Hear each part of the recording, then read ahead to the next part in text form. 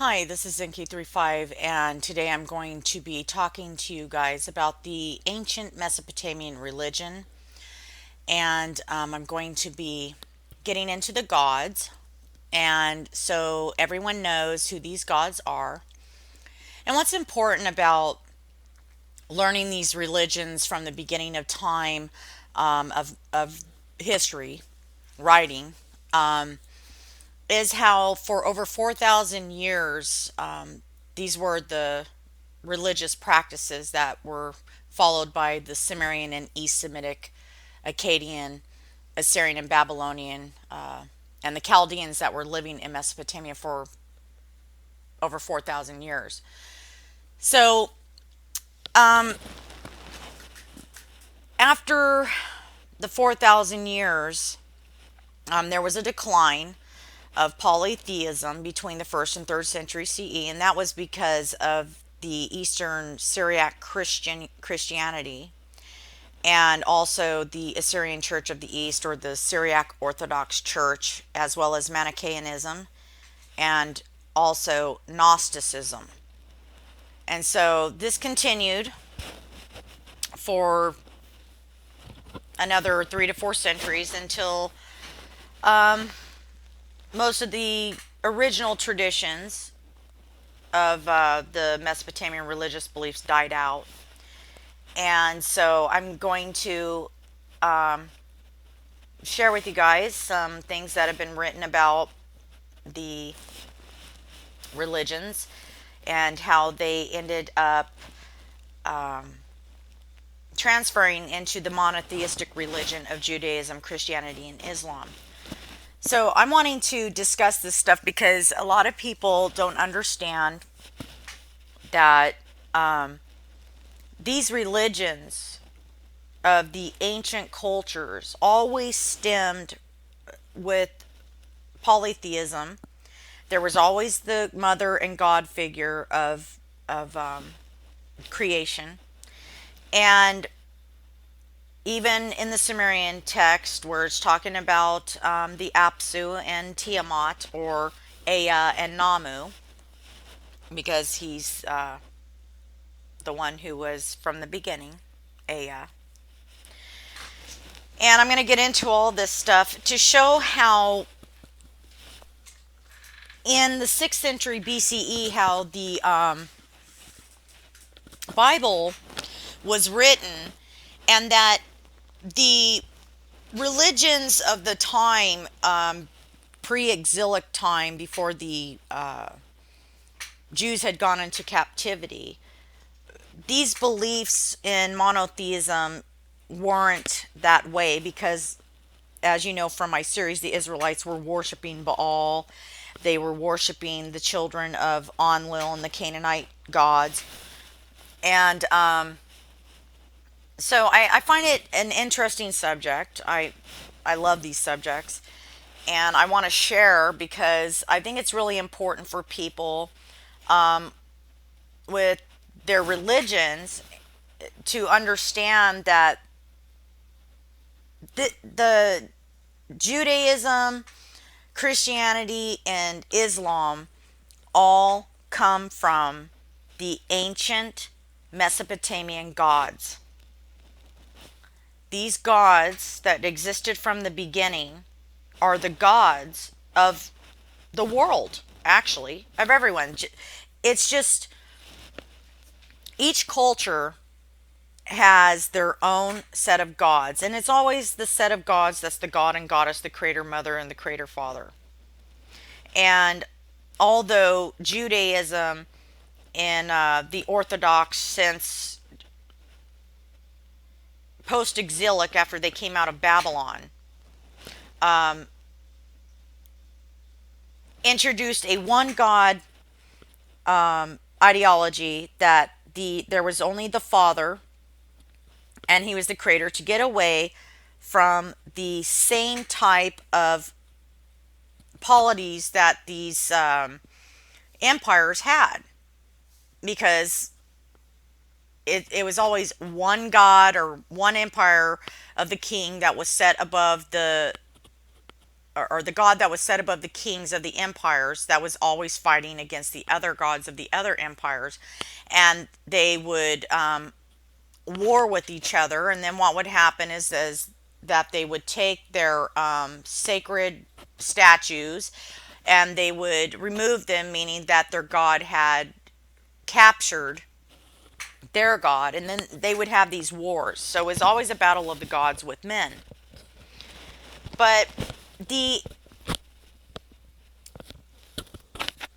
ancient creation epic is not really that different from what is written in the Bible, especially with the fact that there's a father and there's a son. But where's the mother? How does the father exist and the son exist without a mother?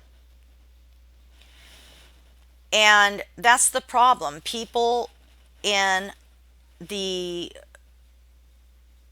religious belief that has gone away from there being a mother figure does not see that even in their own writings that there is a mother figure.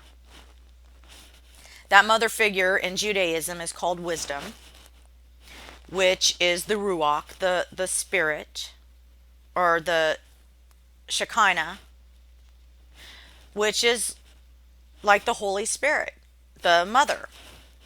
And then you have, which is female. And then you have the,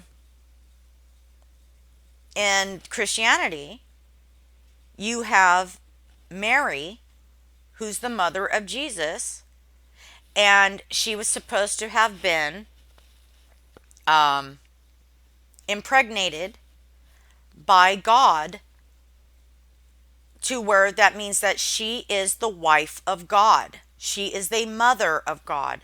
All things in existence have a mother. Everything in existence has a mother because we are male and female. So, but the problem with the belief systems and how people say that, I know I've been talking about Satanism, or how Satan, Enlil's supposed to be Satan, and that's because I'm using the religious ideology, the comparisons of what the Bible states to what these other gods would have been because of their monotheistic view. Does that mean that these other gods didn't exist? No, it does not, because even in the Bible, it's polytheistic, because they are mentioning these other gods and the council of the gods. Like in Psalms 86:8, it mentions the council of the gods. And there's many instances in the Bible, in Exodus 15:11, like, who among thee is like unto thee, O Lord, among the gods. And so even Abraham, even though this was written later, he was a Mesopotamian as well. He was a Sumerian. He was part of the Sumerian Empire. Sumerian doesn't mean a race of people, just so everyone knows. Sumerian was a language that was spoken back then. It was a gathering of people from all over the city-states that ended up coming down from the Ubaid period and into the Sumerian language. That's what Sumeria is. Sumer. The land of Sumer had a language that was isolate of every other language that we know.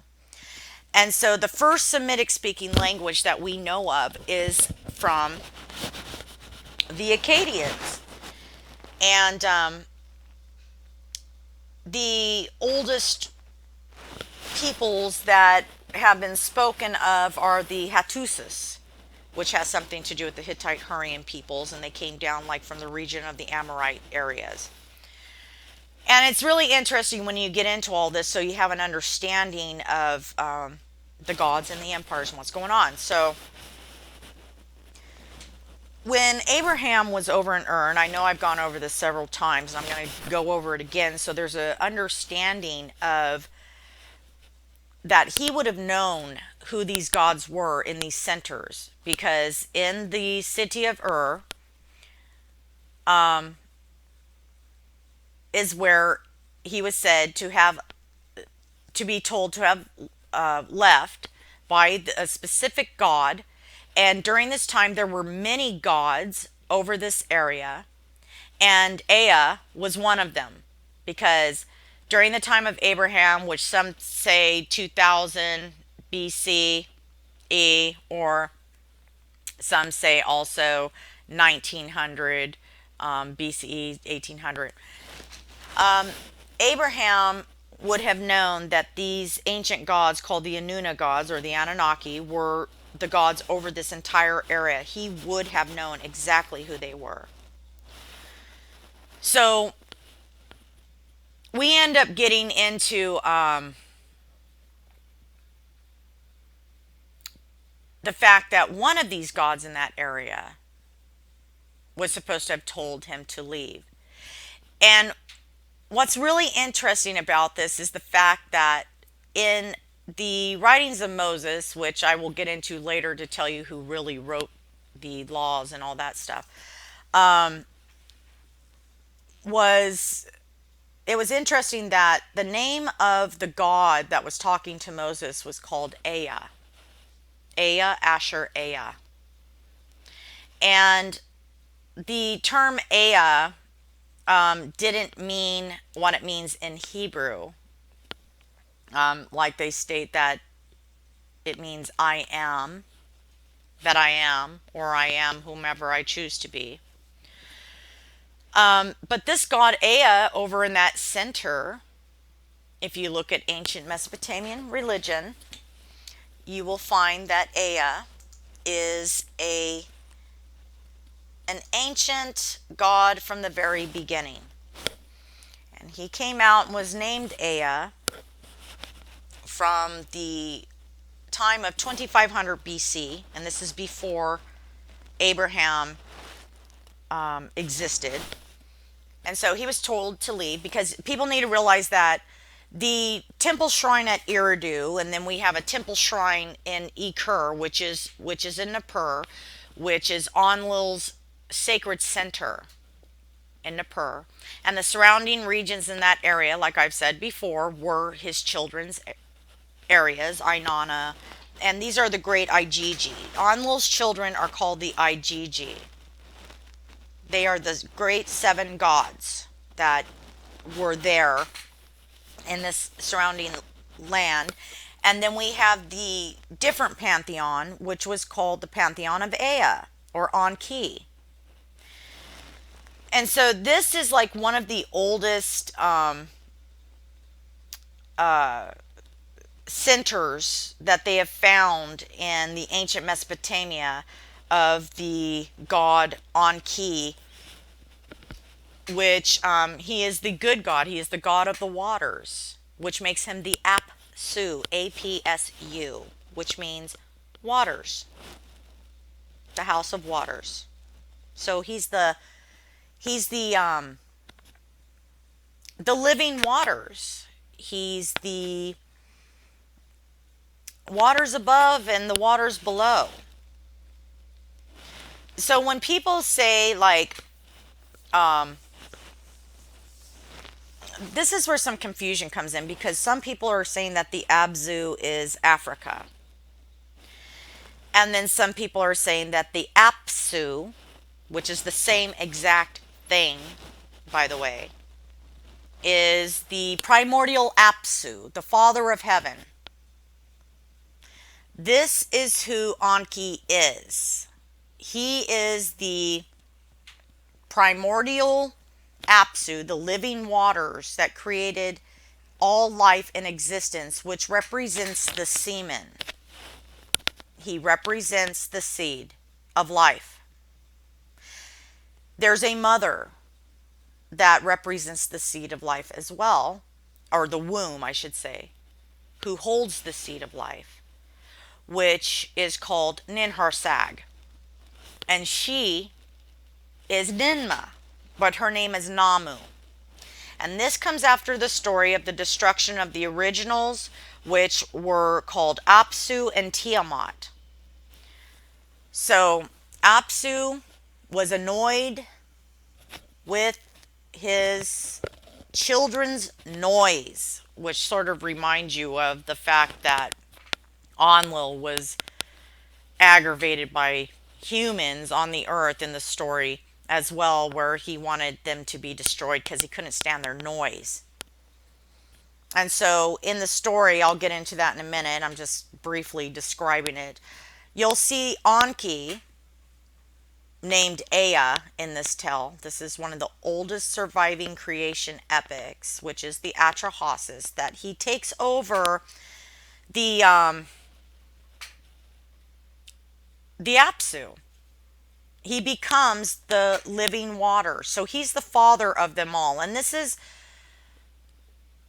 when I say that he is the father of them all, he is the one from the beginning over all of them. And so he is asked by his mother, Nama, the mother of life, the creatress of life. And she asks him to create mankind because the gods are complaining about the toil. And these are the Igigi, which actually are the children of Enlil. And just like some people, even the ancient astronaut theorists, they believe that the Igigi could relate to the Nephilim or the fallen angels. But in this instance, we're talking anthropomorphic right here. This is anthropomorphic. This is the creation epic. And then we have the creation epic of the Enuma Elish, where Marduk is the one who is the son of Ea, who ends up being given the epithets of his father. So I'm going to read you the cosmogenic myth. And it's common in Sumer, and it's called the Enki and Ninhursag and the creation of life and sickness. And so this is what it states about the sacred marriage of the divine principles in the form of dualistic opposites and how they came together as male and female and to give birth to the cosmos. And it states in the epic of Ninhursag, Enki and Ninhursag, it states that Enki, as the Lord Ab, or fresh water, because that's what Ab means, is a Sumerian word for semen. So he was the father, the Ab, which Ab in Hebrew also means father. So he was the semen, and is living with his wife in paradise in the land of Dilmun, where it states that the land of Dilmun is a pure place. The land of Dilmun is a clean place. The land of Dilmun is a clean place. The land of Dilmun is a bright place. He who is alone laid himself down in Dilmun. The place after Enki is clean. That place is bright. So, even though it was a place where the raven uttered no cries, and the lion killed not, the wolf snatched not the lamb, and unknown was the kid-killing dog, and unknown was the grain-devouring boar, Dilmun had no water, and Enki heard the cries of its goddess, Ninsakil, and orders the sun god Utu to bring fresh water from the earth for Dilmun. So as a result, it states that her city drinks the water of abundance. Dilmun drinks the water of abundance. Her wells in bitter water, behold, they are become wells of good water. Her fields and farms produce crops and grain. Her city, behold, it has become the house of the banks and quays of the land. So this place of Dilmun is a place that some historians have actually equated as the Garden of Eden or paradise. And some scholars have identified Dilmun with Bahrain, which is an Arabic meaning of two seas. So it's the two waters that have melded together to create life, the mother and the father. So Ninharsag represents the mother, water, and Enki represents the Ab, father, semen, because the mother's womb holds the water of life, as in when everyone knows that when you have a child, they grow in the water inside the womb. And the semen would be the waters of life as well when it enters the womb to create man. So this is the way to look at this two seas, the salt water and the living water coming together to create man.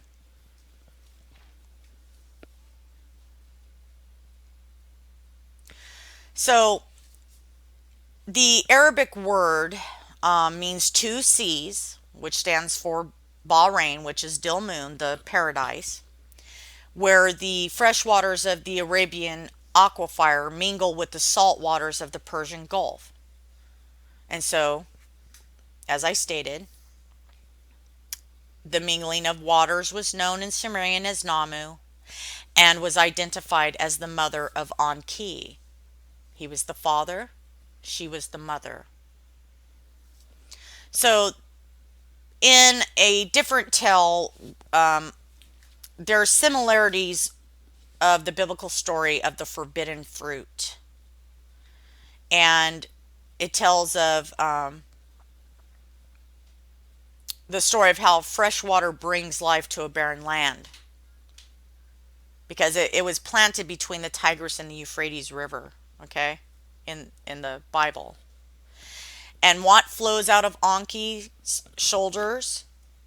The Tigris and the Euphrates River.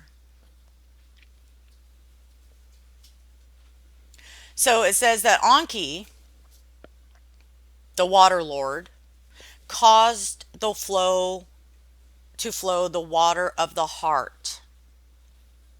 And having fertilized his consort Ninharsag, also known as Ki or Earth, 9 days being her 9 months, the months of womanhood, like good butter, Nintu, the mother of the land, like good butter, gave birth to Ninsar, Lady Greenery.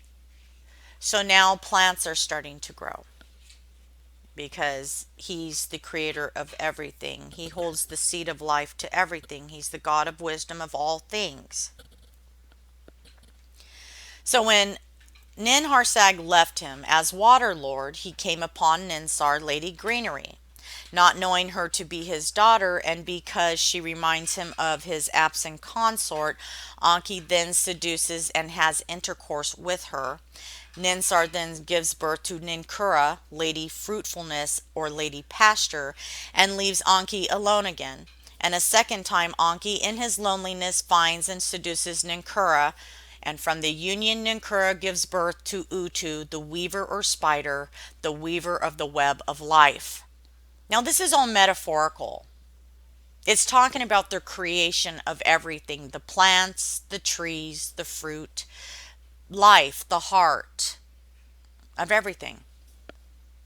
And some people, when they use this myth of this religion, and they get into stating, oh, Enki's evil, Enki is Satan, he had sex with all these people. That's not what it's talking about. It's talking about the creation of life on earth, because that's how we were created. It's very simple, but everybody always wants to look at it in a negative way instead of looking at it for what it really says, because they want to demonize something that is actually a beautiful tale of creation. But there's always got to be that evil thing, right? And so if people wonder why, and I'll reiterate myself, why I have stated that Enlil and all of them are evil is because when I'm doing that, I am comparing it to what it states in the Bible. But I'm not done with what I'm saying. That's why I'm going to explain who these gods are. So, after he has Utu, a third time, Enki succumbs to temptation and attempts the seduction of Utu. Upset about Enki's reputation, Utu consults Ninhursag, who is upset at the promiscuous, wayward nature of her spouse, and advises Utu to avoid the riverbanks, the places likely to be affected by flooding, the home of Enki, because he's the water. He's the living water. So, in another version of this myth, Ninhursag takes Enki's semen from Utu's womb and plants it in the earth, where 8 plants rapidly germinate. And I just want to say something about this for people to take a look at is that the fact that water holds life, it holds many, many, many, it holds DNA, it holds molecules and amphibians, and all this stuff comes out of the water. Life comes out of the water. So if something touches water, normally it grows. So that's how life was impregnated by the living water. So there's no confusion like he's actually raping someone, or like Enki is having sex with his children. What it's meaning is that he has created, because he's the father of all life, that he has created them by his semen, his seed, which means he has given the seed of all life. So there's no perversion added to this story. It's not a perverted story. It's a metaphorical story of the life essence, which is the father and the mother. So this is what happens because he's impregnating all these things with his life-giving water. It says that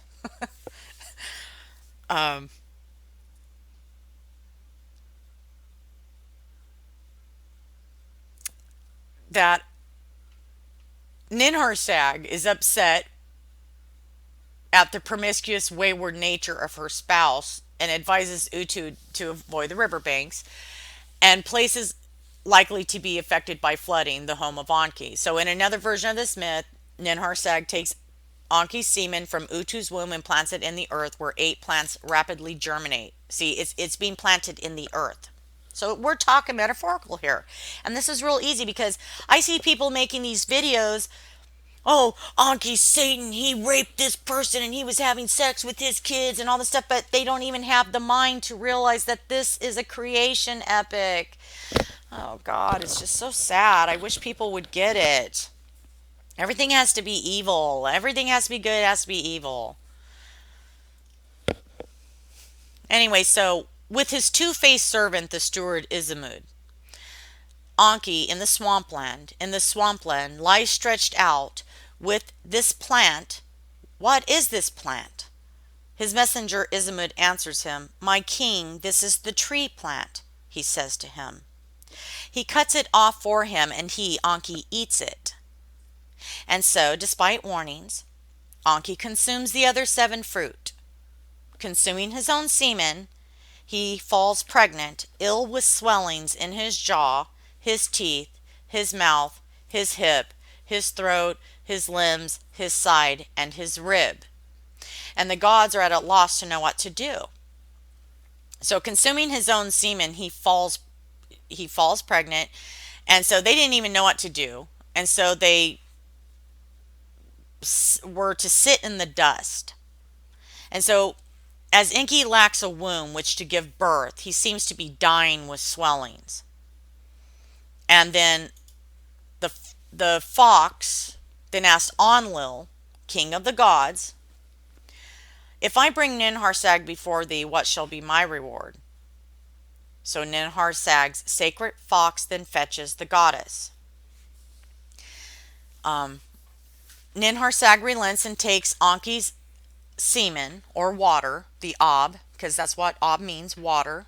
It also means father, so he's the father of the waters, the living waters, just like in the Bible. Except they obviously didn't realize that because of the way they've come out with their religions, but this is what it's really all about.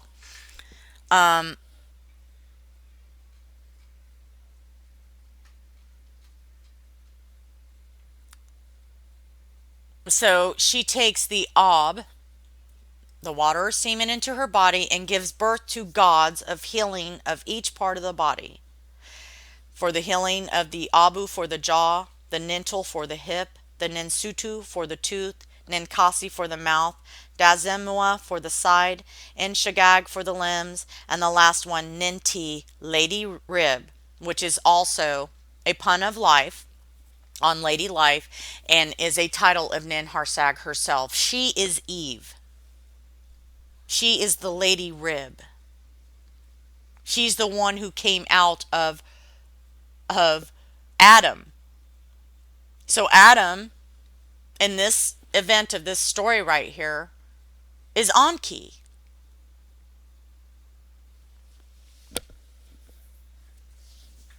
So the story thus symbolically reflects the way in which life is brought forth through the addition of water to the land, and once it grows, water is required to bring plants to fruit. And it also counsels balance of responsibility, that nothing should be in excess. That means even sex. Okay? So Ninti, as Ninharsag, also means the mother of all living. And she was also called Keba, and this is a Hurrian goddess. And so we also know her as Eve, and the Hebrew and Aramaic Hawa was made from the rib of Adam. So, in a strange reflection of the Sumerian myth in which Adam, not Enki, walks in the Garden of Paradise. So, like I said, they were walking in Dilmun, which is paradise, and everything was abundance. And then he had gone through the same types of things that it states in the Garden of Eden in the Bible.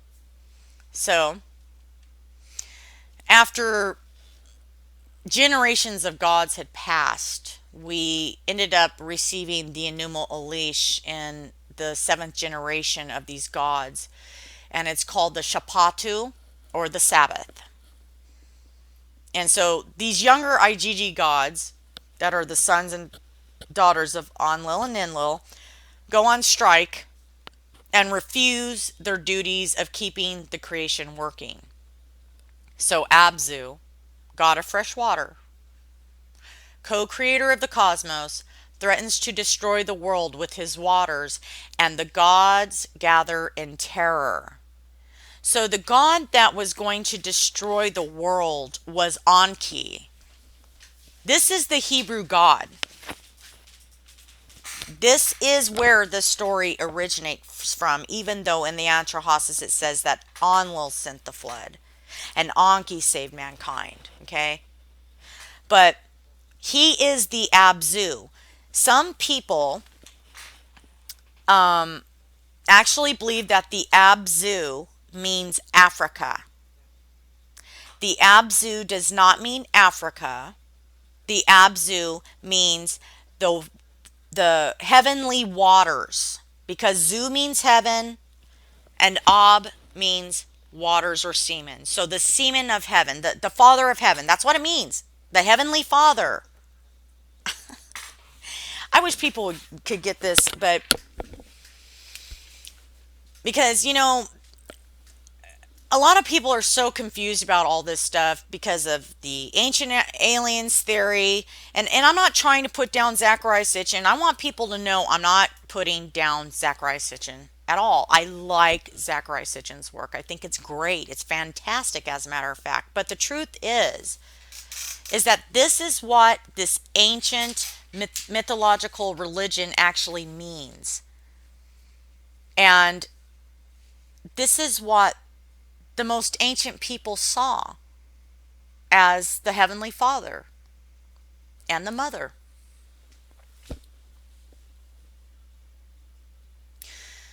So the Abzu, which is Enki, he's called Apsu, he's Apsu, the god of fresh water, is going to destroy, and the gods gather in terror, and Enki promises to help and puts Abzu to sleep. And so confining him in irrigation canals and places him in the Kur beneath his city Eridu. So this is on Earth.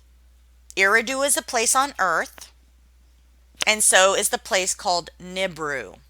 Because Nibiru, N-I-B-R-U, or Nibur, N-I-B-B-U-R, or Nippur is Nibiru. It's on Earth. So people that think that Nibiru is a planet in the sky are highly mistaken, because the scholars, the Assyriologists, the Orientalists all know that this place is on Earth. The planet Nibiru, N-I-B-I-R-U, is actually Marduk, and it stands for Jupiter, the planet Jupiter. I'm not saying that there aren't any other planets out in space, because we all know that there is. NASA has found hundreds and hundreds and hundreds of planets. Have they found any planets in our solar system? Yes, there's Ceres that has come in, but there's a lot of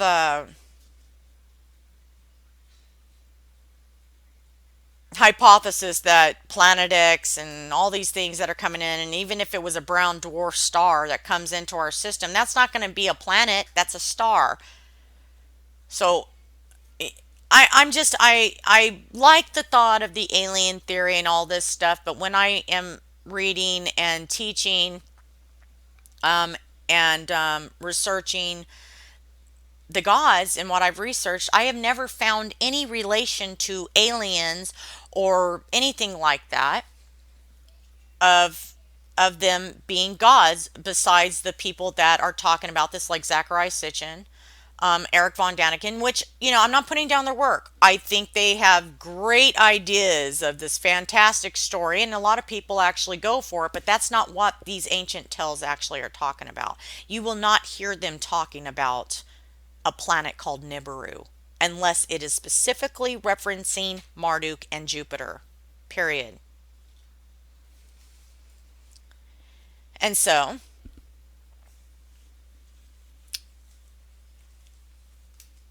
the universe is still threatened, and as Tiamat, angry at the imprisonment of Abzu and at the prompting of her son and vizier Kingu, he decides to take back the creation for herself. And the gods gather again in terror and turn to Enki for help. But Enki, who harnessed Abzu, Tiamat's consort, for irrigation, refuses to get involved. And the gods then seek help elsewhere. And it states that the patriarchal Enlil, their father, god of Nippur, which is Nibur or Nibru, promises to solve the problem if they make him king of the gods. Now, this is the ancient tale before the Enuma-Elish. And it's Enlil. So it says that in the Babylonian tale, Enlil's role is taken by Marduk, Enki's son. And in the Assyrian version, it's Ashur. So after dispatching Tiamat with the arrows of his winds, down her throat and constructing the heavens an arch of her ribs, Enlil places her tail in the sky as the Milky Way. And her crying eyes become the source of the Tigris and Euphrates, but there is still the problem of who will keep the cosmos working. So Enki, who came to their aid, is lying in a deep sleep and fails to hear the gods' cries. And this is what it says. His mother Namu, who is the creatrix also of the Apsu and Tiamat. See, he's the primordial. This is the primordial. Brings the tears of the gods before Enki and says, O my son, arise from thy bed, from thy slumber, work what is wise. Fashion servants for the gods, and may they produce their bread.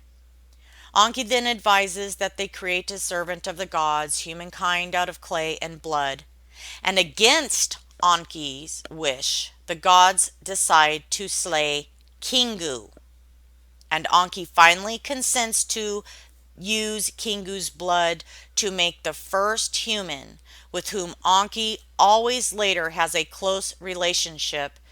And you can find that from the first are the seven sages, and the seven wise men are the Abgalu, which Ab equals the water, the Gal equals great, and the Lu equals man, which is the Abgalu.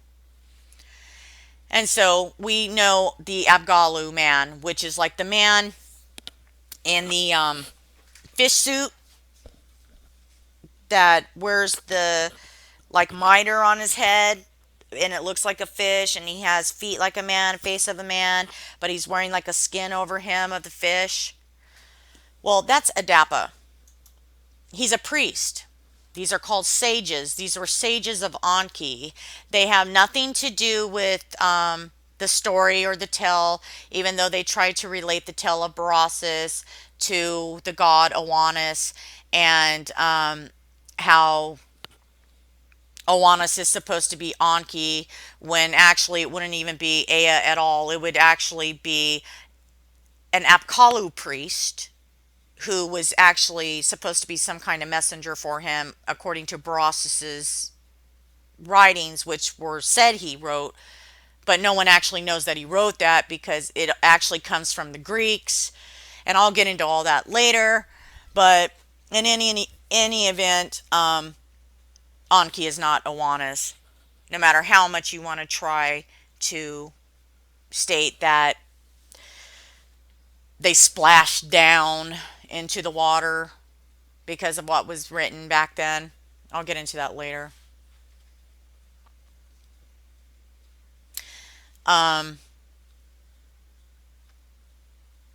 So they're asking for Enki to create a man. So he agrees.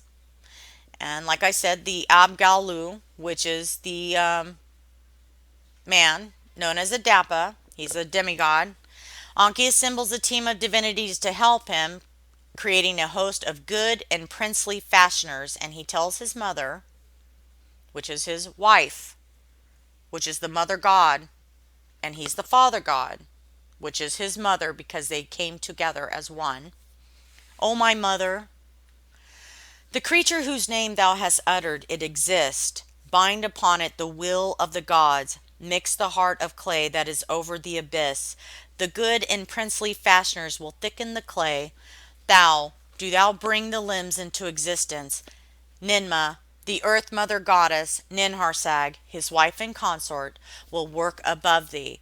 Nintu, goddess of birth, will stand by thy fashioning. O my mother, decree thou its the newborn's fate. So Adapa is fashioned and later goes and acts as an advisor to the king of Eridu. And this is his priest, his emissary. And in the Sumerian kings list, it states that the me of kingship descended on Eridu. So if you look at Samuel Noah Kramer and his work of this myth, he believes that this myth of Enki's confinement of Apsu lies an older one of the struggle between Enki and the dragon Kur, the underworld. So the Atrahasis Epis has it that Enlil requested from Namu the creation of humans. And Namu told him that with the help of Enki, her son, she can create humans in the image of gods. So even if it was Enlil that requested from Namu for the creation of humans, it was actually in Enki, the father of them all, that was the one who created mankind. Because he was the original father from the very beginning.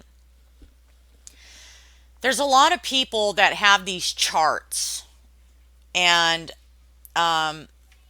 when you're looking at Apsu at the top of the chart, the father and the mother, Apsu and Namu, over and over, it's them coming down the line.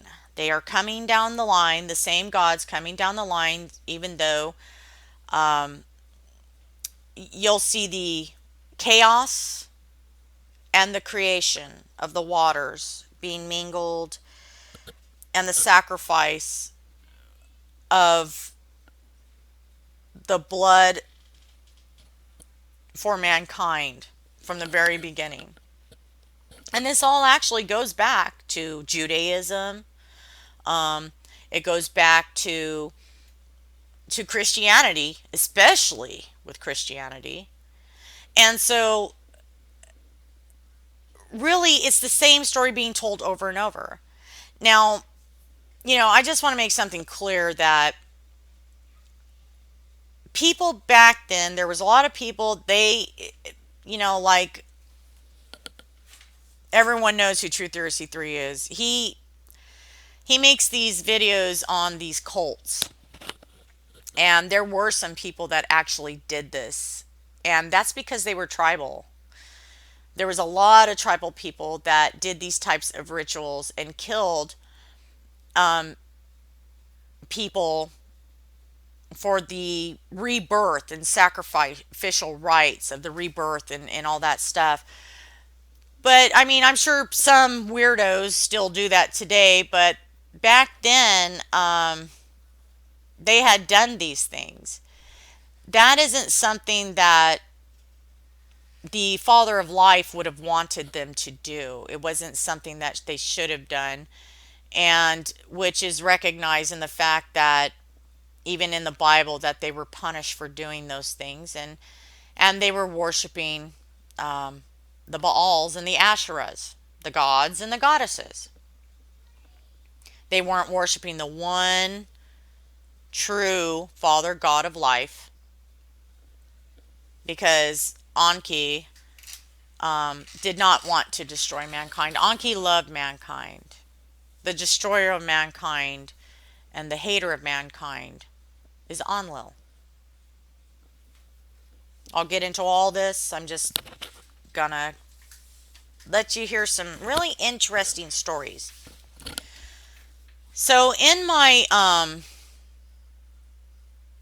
it was either a walk with the gods through history, or it was my other one,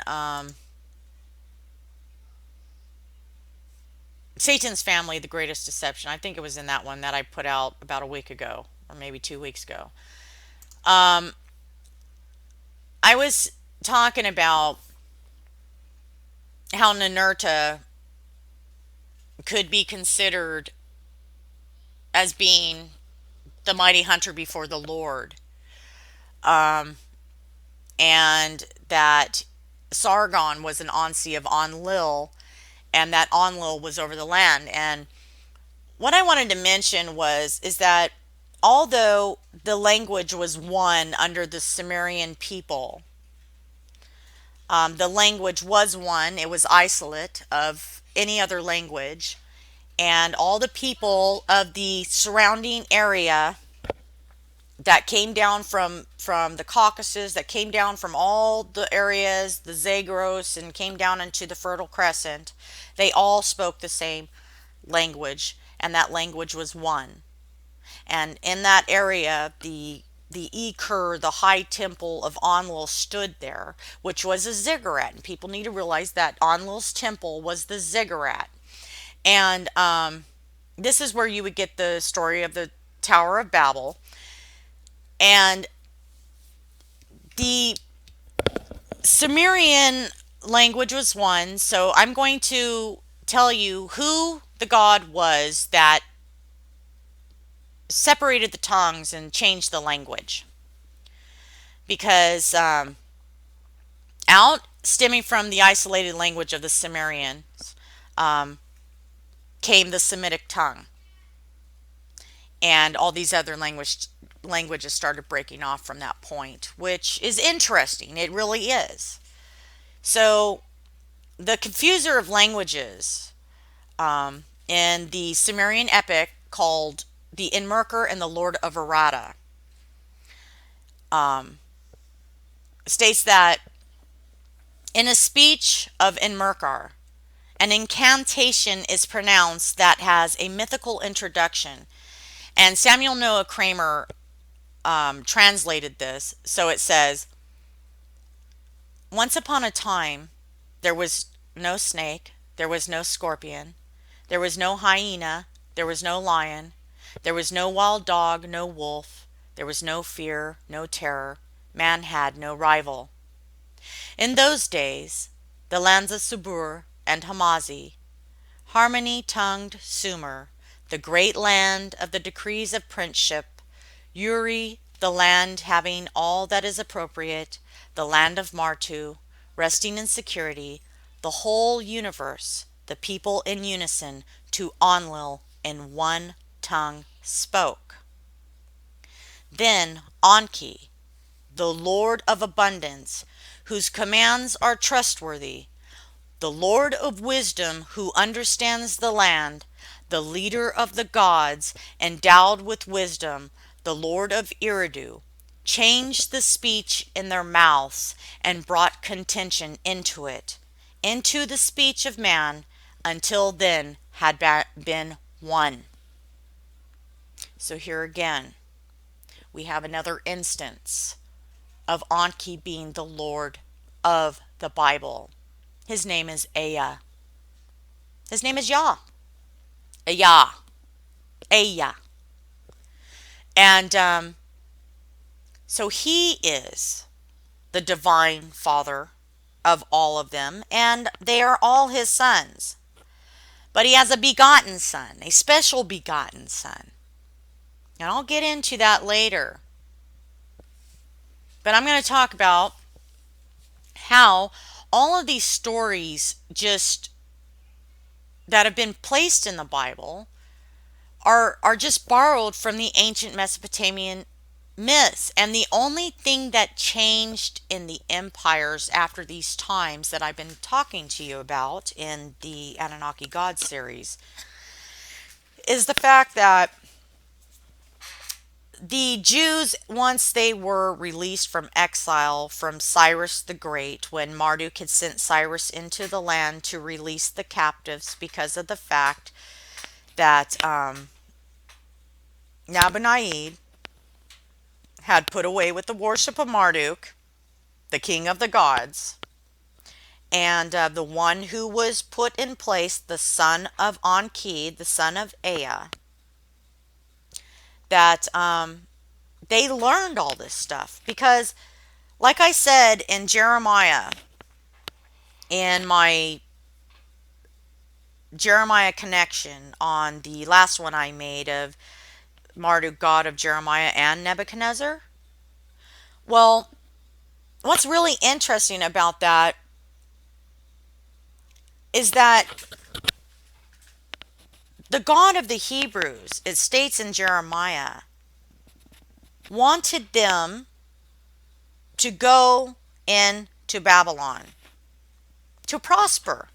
It states that God wanted them to go to Babylon with his servant Nebuchadnezzar so they would prosper.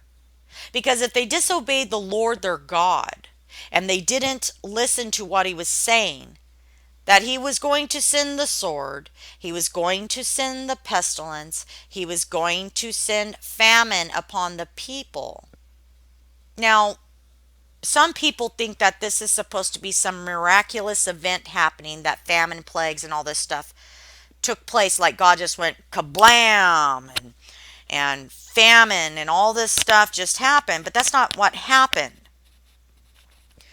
When you understand the history and you realize that during that time that Nebuchadnezzar had laid siege on Jerusalem, because the king of Judah that he had put in place had disobeyed the servant of the Lord Nebuchadnezzar, because Nebuchadnezzar is the one who put Zedekiah in place, King Zedekiah. He put him in as king of Judah. So he went against the Lord's servant Nebuchadnezzar and betrayed him to join up with the Egyptians to fight with them against the will of Nebuchadnezzar. So when you see the story in the Bible talking about Nebuchadnezzar, it states in the Bible that the Lord God Almighty is going to send his servant to destroy not only Judah, but all the surrounding nations. And it's really interesting when you get into this, and I really need to make this video to finish what I'm saying to you guys on my Anunnaki God series. It is so fantastic when you see what is going on. It's just, it's great. It's the truth. And people need to realize that they had politics going on. There was polities that were happening. And so Nebuchadnezzar's not going to listen to the God of the Israelites, because his God is Marduk. So obviously that's the God of the Israelites, because Jeremiah was literally working with Nebuchadnezzar to tell the Israelites and Judah that they were going to be destroyed by God. So when people think that God is going kazam, walla kazam, whatever, and all of a sudden there's supposed to be pestilence, all this stuff, they were seizing this city for almost 2 years. It was like 18 months that the city was under siege. And because of the fact that it was under siege, the people couldn't go in and out of the city.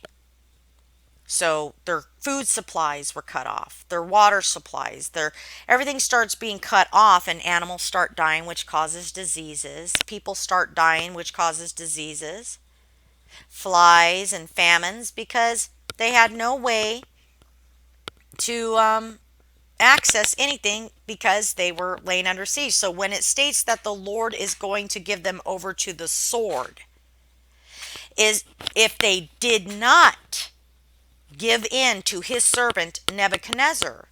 It was meaning that they are going to die because they aren't listening to God. This is what it says.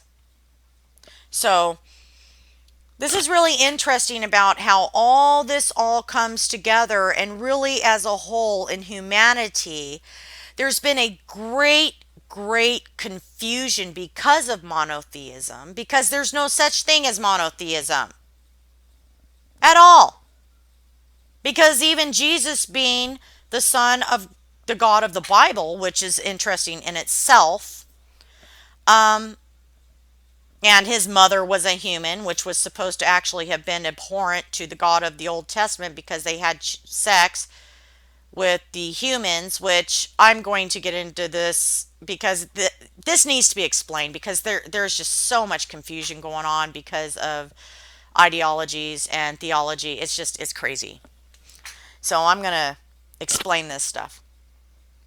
But anyway, I mean, even with Jesus supposed to be the Son of Man, Son of God, shows that there's two different gods right there. He's the Son of God. There's gods, and then there's gods all over the place. I mean, it's all in the Bible. So this whole thought process of there being one God and one God alone is not true. Ever in mankind's history. Ever. But the creator, the prime father Yes, that does exist. The Prime Father exists. The one God above them all exists. Yes, the Prime Creator called Apsu, called Ea. His name is Ea. He's the sweet waters. He's the Ab, the Father. He's the Zu, heaven. He is the semen, the life, the living seed, the living waters, the Lord of the soul. This is what it says in the ancient Mesopotamian tales. It even says it in the Bible.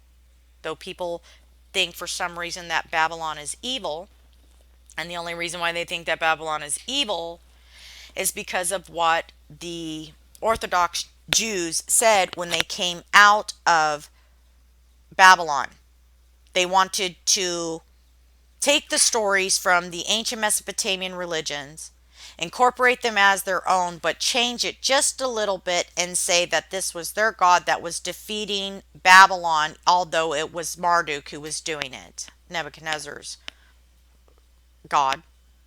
Because Nebuchadnezzar's God is the one who defeated all these cities, surrounding areas, Samaria, Tyre, Sidon, the Egyptians, and went in there, and even went in there, it states, to kill Ammon, their god Ammon.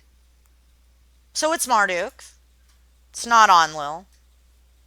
People think it's Enlil, even though Marduk is the Enlil of the gods.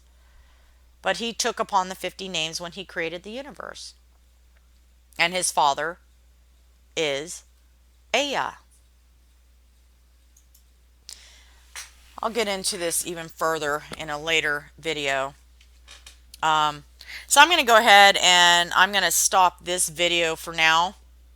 I think I've explained quite a lot, and I've given you guys a lot of information, and I hope you guys enjoyed this.